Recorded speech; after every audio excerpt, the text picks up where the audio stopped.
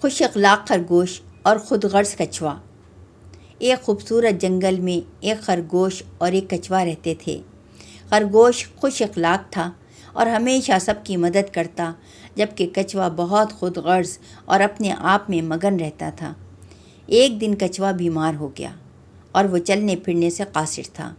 اس نے جنگل کے جانوروں سے مدد مانگنے کا سوچا، لیکن چونکہ وہ ہمیشہ خود غرضی سے پیش آتا تھا، کسی نے بھی اس کی مدد نہیں کی۔ دوسری طرف خرگوش ہر وقت دوسروں کی مدد کرنے کے لیے تیار رہتا تھا۔ جب خرگوش نے کچھوے کی حالت دیکھی تو فوراً اس کی مدد کرنے کا فیصلہ کیا۔ خرگوش نے کچھوے کے لیے کھانا جمع کیا، رہنے کے لیے ایک آرام دہ جگہ بنائی۔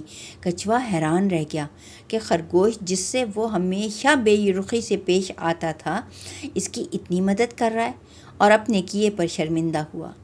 کچھوے نے خرگوش سے پوچھا، تم میری اتنی مدد کیوں کر رہے ہو، جبکہ میں نے ہمیشہ تمہیں نظر انداز کیا؟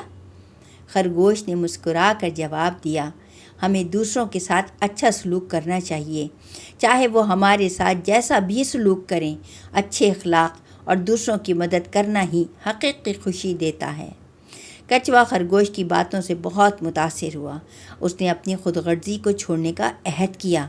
اس نے سیکھا کہ زندگی میں خود غرضی سے کچھ حاصل نہیں ہوتا، بلکہ دوسروں کے ساتھ محبت اور احترام کا رویہ اپنانا ہی اصل خوشی اور سکون کا ذریعہ ہے۔